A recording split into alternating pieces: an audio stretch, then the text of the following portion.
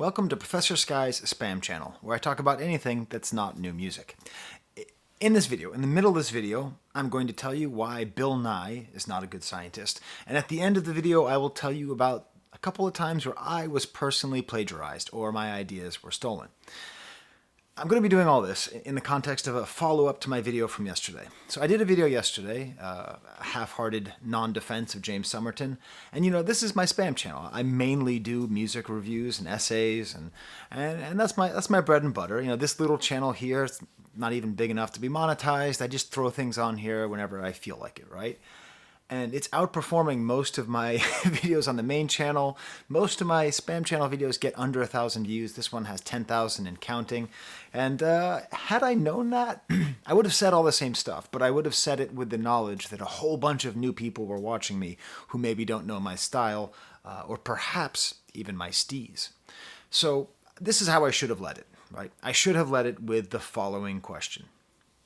Is it possible that despicable plagiarist James Somerton's work on queer media studies, despite its plagiarism, and I'll get to it, despite the lies, is it possible that his work has left a net positive effect on YouTube and in the world?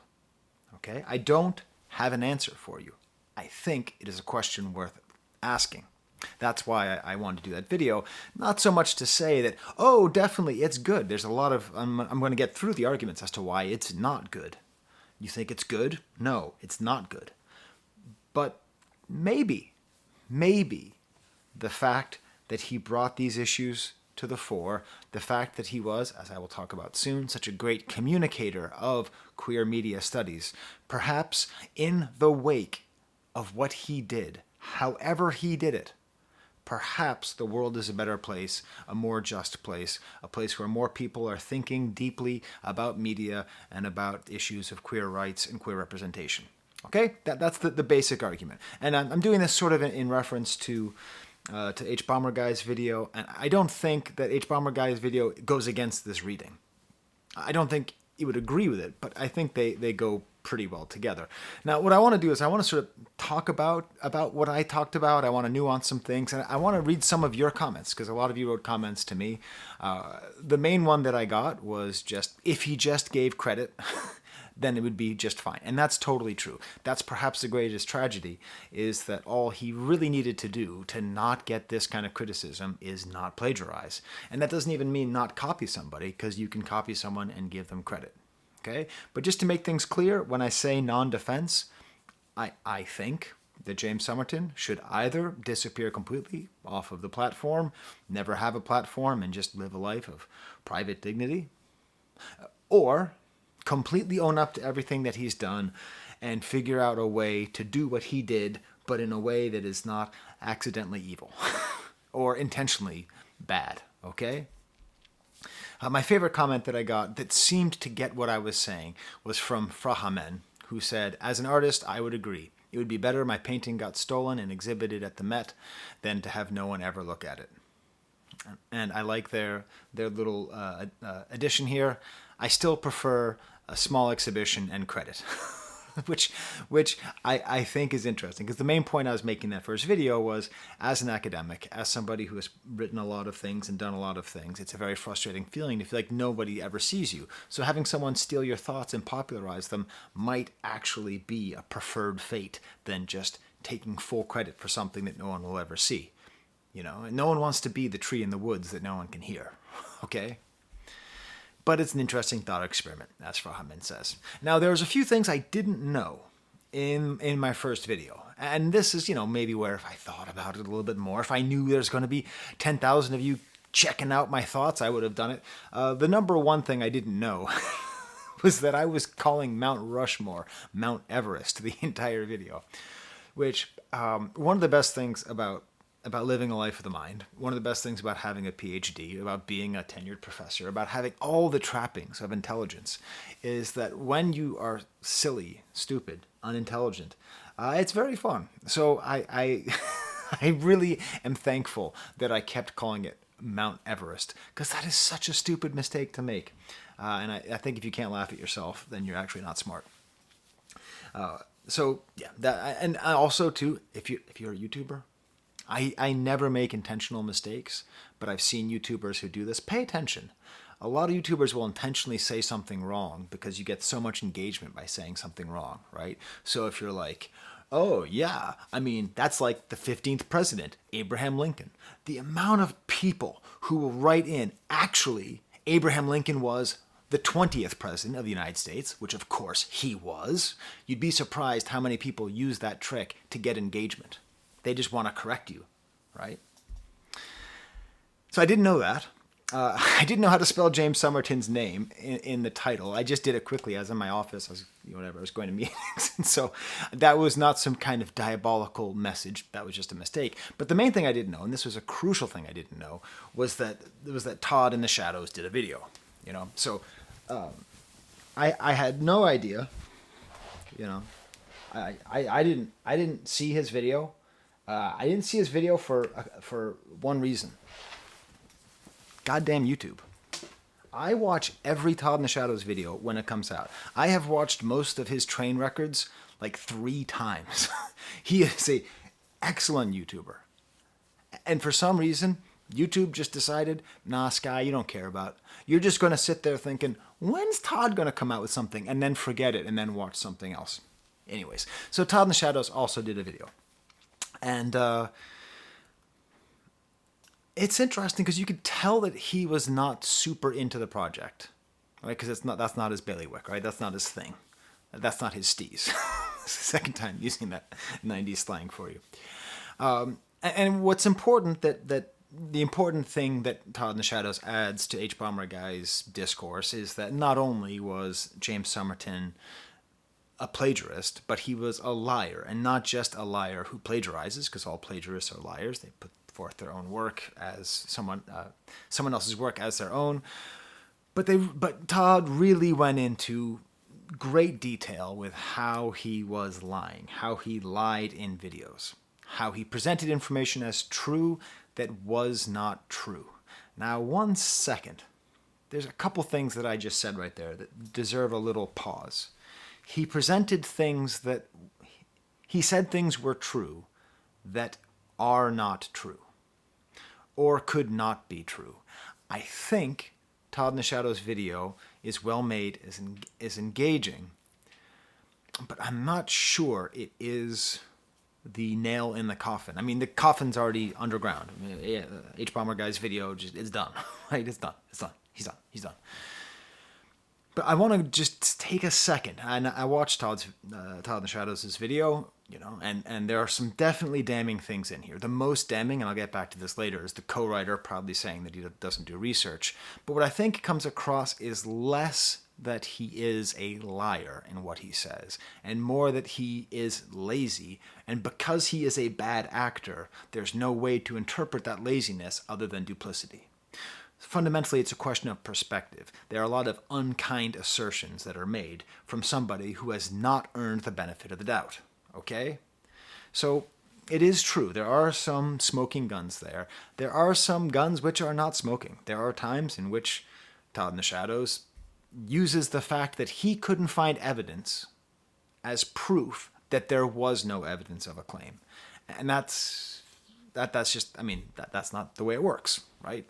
Now, if you ask James Somerton, where did you get this source? And he doesn't say, and again, he doesn't deserve any credit. He deserves no benefit of the doubt. Okay, and then on the other hand, the other thing about this, and this is like, I don't like James Somerton. I feel betrayed by his work. I'm upset, but I also don't like the piling on. So there is a degree to which Todd's video is the perfect way to get that little rush of schadenfreude, or that kind of like, oh, we got him. Ooh, got him. Gotta kick him in the stomach until the blood comes out of his mouth, like in the movies, I'm not entirely sure that all of Todd in the Shadows cases, like, for example, the most scandalous, right, is James Somerton's claim that the unrealistic body image desires that men have for how they should look, that gets put onto a sort of gay desire for the way that men's bodies should look is directly tied to Nazi propaganda. Now, I understand that James Somerton did not make a good case for this, not a researched case, and I understand that it is easy to contradict this. But what James Somerton does is what most YouTube essayists do. They talk about something that feels true, and sometimes they back it up, and sometimes they don't. I think and Todd in the Shadows mentioned this in his video, if you applied this kind of strict severity to every single YouTuber that you like, you would not like any YouTubers, because it's not real scholarship. It's not peer edited, which means a great example is Some More News. I really enjoy Some More News. I think Cody Johnston and the whole team there does a great job, but every once in a while they'll say something. I know it's not true. I know it's like basically the way that things are understood, but not actually true. But that doesn't make him some kind of terrible liar. It's just the nature of the medium. So I personally don't think that it's fair to say that he is being pro-Nazi by saying this. Because Paul Newman and Brad Pitt and Justin Timberlake have all during my lifetime been seen as the ideal of masculine beauty, and they're all blonde hair and blue eyes. Now that doesn't mean that was because of Hitler. I'm not saying it is. But there is something to the idea that Nazi images of male physiques influenced the images of male physiques throughout the world. I mean, there's something to it. He overstated it, and he pretended like it was ironclad. But I don't... There might be a baby in this bathwater. There might not be. Now, a lot of people pointed out the misogyny of James Somerton, which is fair. That is something which I noticed as well. Again, this is sort of like once someone gets on your bad side, you just don't have any faith in them, and he hasn't earned our trust or our faith at all. So it makes sense that we just know.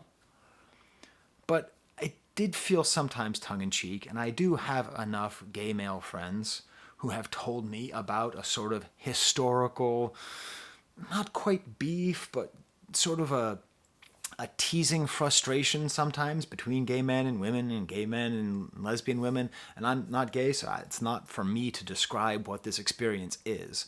But it's another case of where, yes, he needs to be called out, and especially the stuff about Jeffrey Dahmer, and especially the amount of times that he just summarily dismisses something as being something that women think. It really does betray a kind of deep misogyny. But I think if he were not... I think if we did not decide that he was a bad faith actor, it would be possible to dismiss that as tongue-in-cheek, part of a sort of larger cultural discussion. Maybe. I don't know. So going on with some more of your comments here. Someone named Maria said, I'm an academic and I understand your perspective. However, there's a difference between plagiarizing a tenured professor who does not worry about where the next paycheck comes from and impoverished freelance writers and bloggers. And that's true too. You know, that's a nuance. Like, I didn't want my defense to come across as me saying plagiarism is good, actually. I was thinking of that as a thumbnail, just being obnoxious in my thumbnail. The lighting that I put for the thumbnail was my obnoxious tip of the cap to the H-Bomber guy he had a little aside in his video.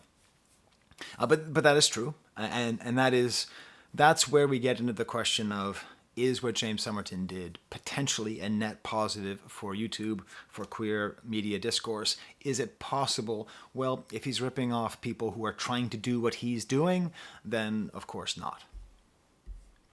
Now, I want to talk about another question, because I talked a lot about academics. I talked a lot about scholarship, and some people were shocked that I would say that James Somerton, that I thought that James Somerton could be considered a top-level scholar. Okay, so what do I mean by this? None of these people, none of them, not even the best of them, are real academics. That's the point of them dropping out of a PhD program. Okay?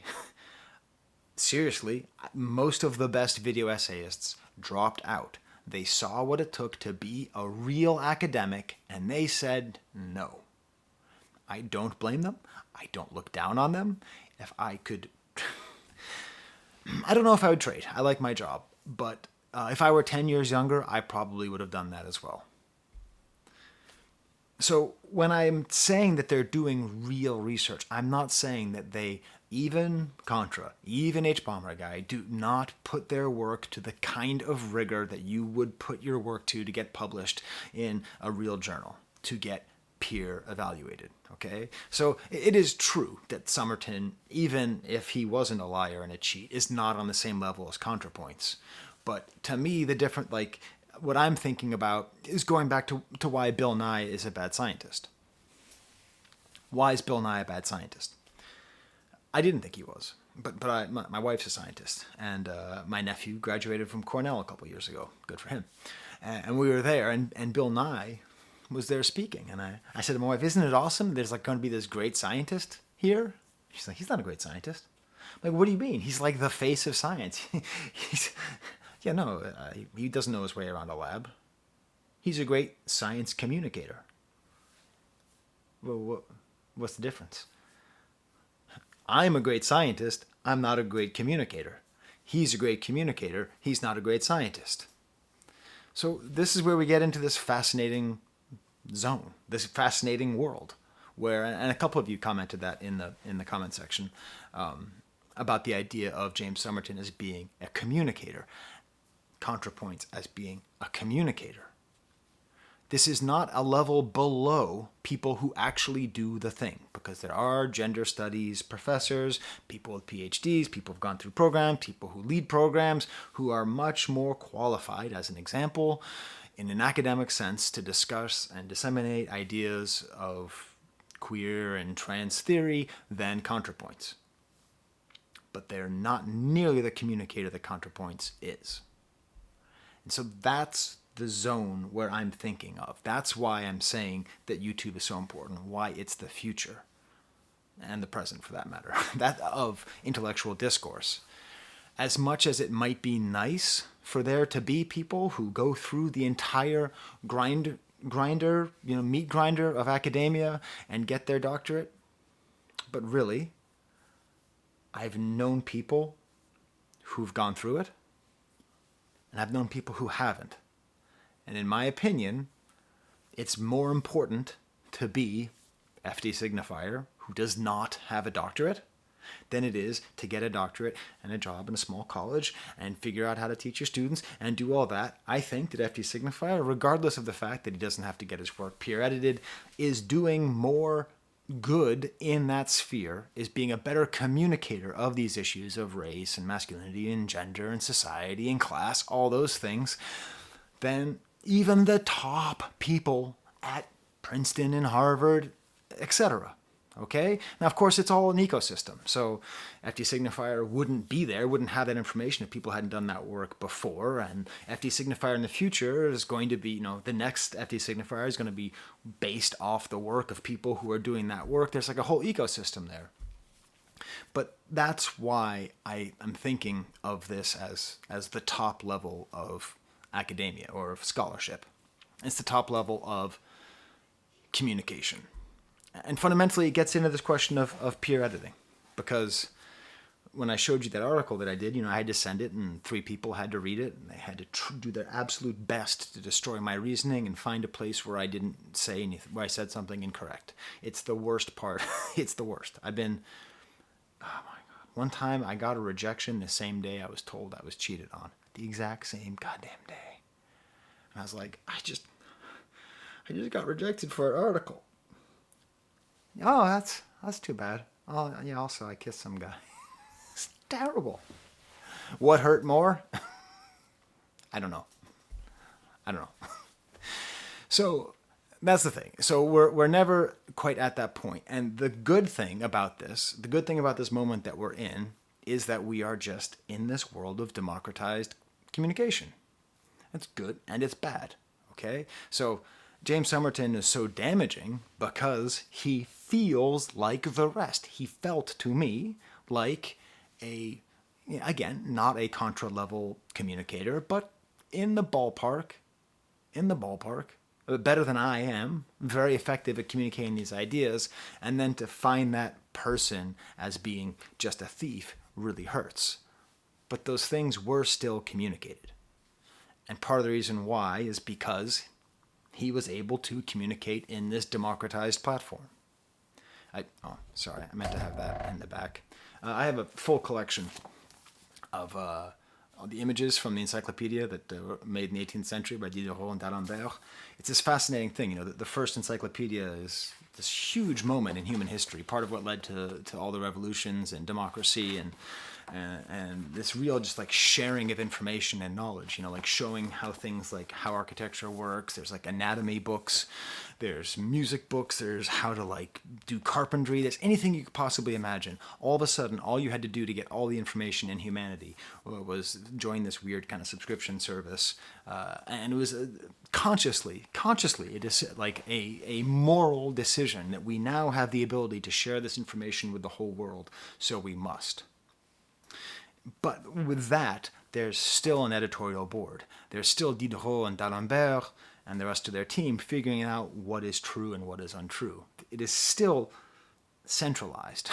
It is still a centralized committee that decides what will be democratized. We now live in a decentralized world where nothing, virtually nothing, is centralized. And everything is democratized, which is why, I've said this for maybe the last 20 years, the real skill of the 21st century is discernment. That's why Wikipedia is the encyclopedia of the 21st century. It reflects that democratization of knowledge, except it has this added element where if you had one of these books, you knew it was telling that the most accurate information that there was right now. Now we have to learn how to read and figure out what is true and not true. We have to discern. Discernment is the skill of the 21st century, and that's the other reason that James Somerton is so dangerous. And part of what he has done is he is hopefully making us all more wary of what we're hearing. Maybe there's more lies, more assumptions, more plagiarism than we think. A couple people mentioned to me the desire for ethical plagiarism. Is it possible? Quarisser said that. I don't think it's possible to have ethical plagiarism, but as I would say, I think it is possible for plagiarism to lead to a good event. Several people said that they wish that I would just talk about my articles in a YouTube video and that they would find it interesting.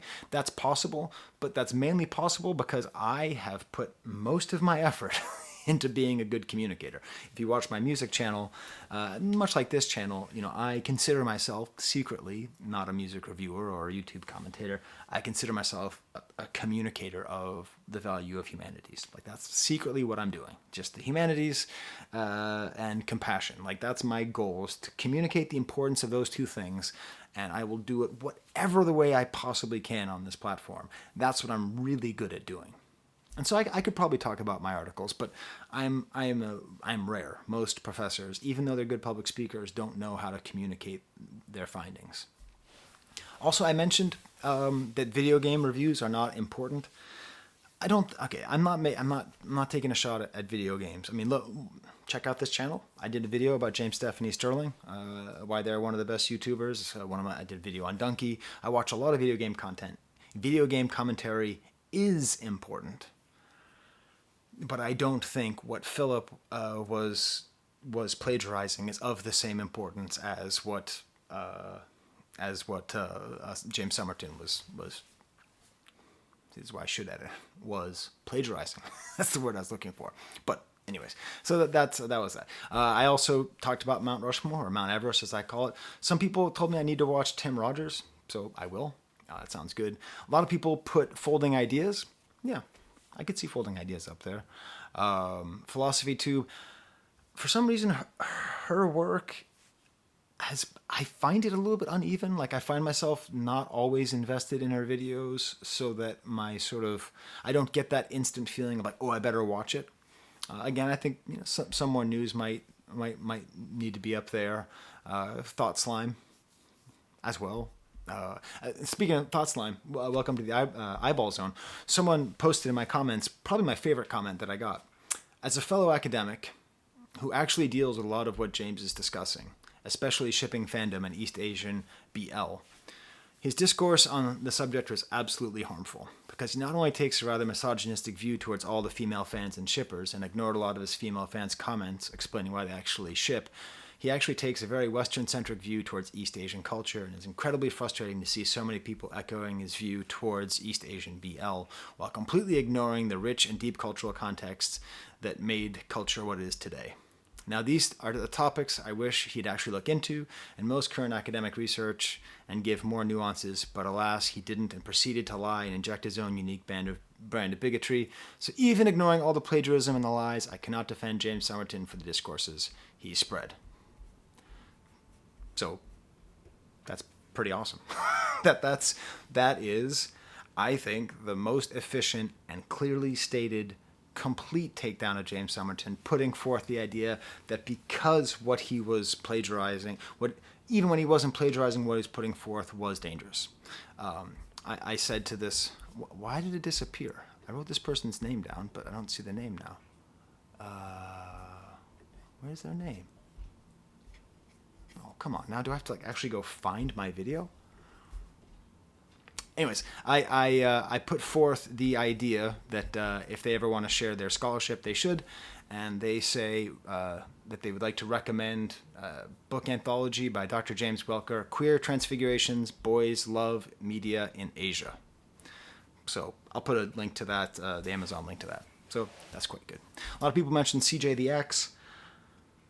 Yeah, CJ the X is sort of just an unfair human being. They're such a good communicator and scholar, but their style is, I don't know, maybe. I sort of feel like CJ the X might be on a different Mount Rushmore, just the beginning of a different Mount Rushmore. I don't think that even pigeonholing them just in the realm of video commentator quite works. Okay, so what about me being plagiarized? Well, 2 times. One time I had a cat, Krusty the cat, and he used to play harmonica he used to meow whenever you play harmonica. It's very cute. And someone took a video of my cat doing that and submitted it to America's Funniest Home Videos and won $1,000 and never told me about it. I found out after my cat had died that my cat was famous. That's not a too direct example. A better example is I was number 2 on Reddit once before I had this channel. My biggest brush with fame. I have a car. I'll look it up right now. Loser bumper stickers presidents. So I have a car, and I thought it would be just this really fun idea. It was right after the elections. I thought it'd be a really fun idea to put every single losing presidential candidate bumper sticker on the back of my car. Sort of like a statement about the silliness of political bumper stickers. It's kind of a centrist-y sort of thing now. It didn't work after 2020.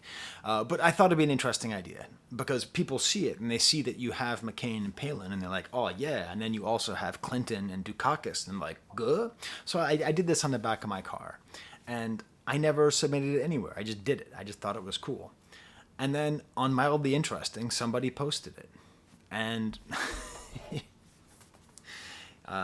here it is.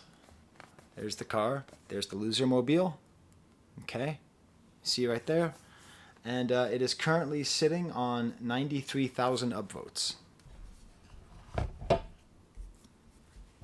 That's why my name is Losermobile on Reddit. And so there it is. That guy got all the karma. I got nothing. I contacted him. I said, hey, I don't even need any credit or anything, but it'd be cool if you just told me how many views it's gotten, or just give me some of the analytics, because I'm just curious how many people like this thing. And he never responded. So anyways, that was quite unsatisfying. So there was a piece of my art that was taken, and I never would have shared it. So if I never would have shared it in that platform, did he really steal it from me?